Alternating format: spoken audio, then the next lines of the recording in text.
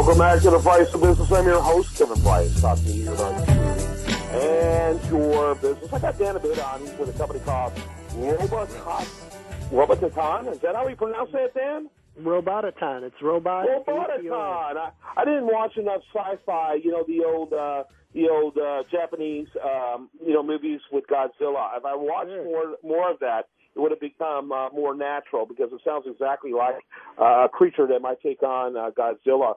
Robotaton. Welcome to our program. There's an article by you, by the way, over at priceofbusiness.com on the importance of pitching to C-level executives. You're all about that. Dan, tell us a little bit about yourself and Robotaton. Sure.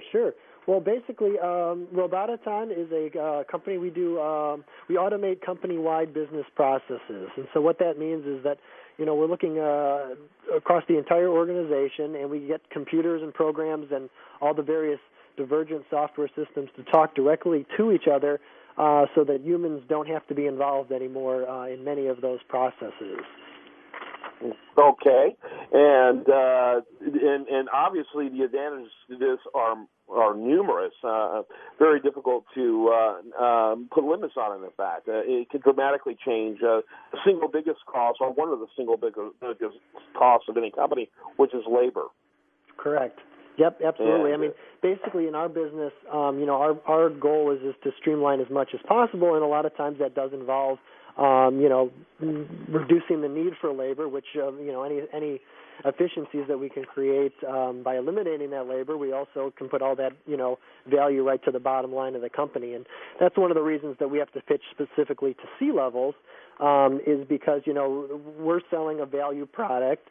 We need to pitch to people that are going to understand the value of the product we bring, and to have the bird's eye view of the organization to, implement a strategy like that. Yeah. So tell us, so those are among the reasons why it's so important to get the C-level to buy in.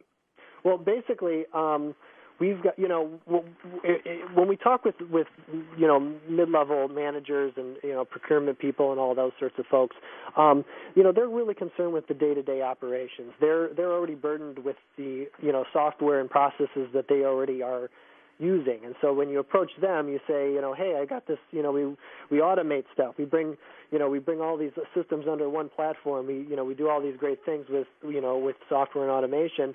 They're not interested. They're worried about the day-to-day. They're worried about whatever fire they're putting out right now. Where, ideally, the C-level aren't, so distracted by those day-to-day activities.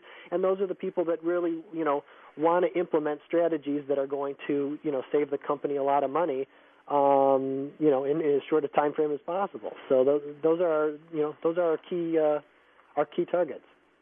Yeah, and the thing about it is that the process would be rather transformative too. There'll be a lot of disruption from the way things have been done before, and you got to have a lot of buy-in from the upper level in order to incorporate those type of things. Yeah, absolutely. If we don't have the support of the highest ranking person, and it has to be the CEO. Honestly, we've gotten brought in. Usually it's CFO or COO. These types of guys are the ones that bring us in. And if we can't get the CEO on board, the guy at the very top, it just doesn't happen. You've got to have the total buy-in at the guy at the top or girl at the top, and everybody. Then it kind of flows down from there. But if that if you can't get that top guy in, it just doesn't happen at that point. How big are the companies that you typically work with? On the small end, we can work with companies as small as $5 million in revenue, up to around 150 in revenue, 150 million in revenue, and we found that to be the case because our solutions are not these aren't off the shelf $1,000 software package. You install it on your desktop and you're good to go.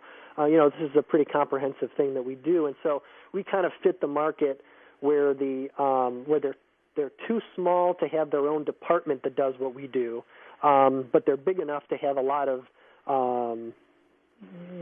processes and a lot of inefficiencies that can be straightened out. So we've kind of identified 5 million on the low end, 100 million plus on the high end.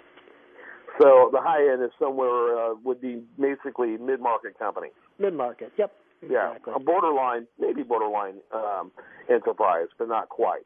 Not quite, exactly. Yeah, not big enough yet that they're going to call IBM or SAP or one of these guys in to do something similar. They can't be quite that big yet. Got it. And interesting. You can serve the enterprise level, but it's not as much of a natural fit. Or why isn't the largest companies on your radar screen? Sure.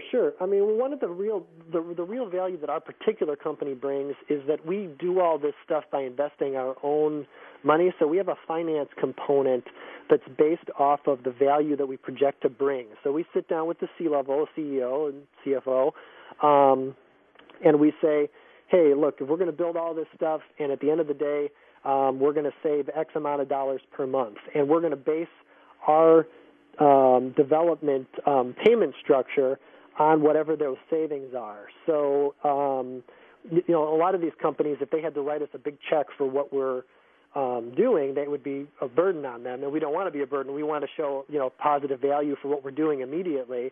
And so, by basically basing our finance off of what we know we're going to save, it just creates a win-win situation for both us and the company. They see a bump to their cash flow immediately.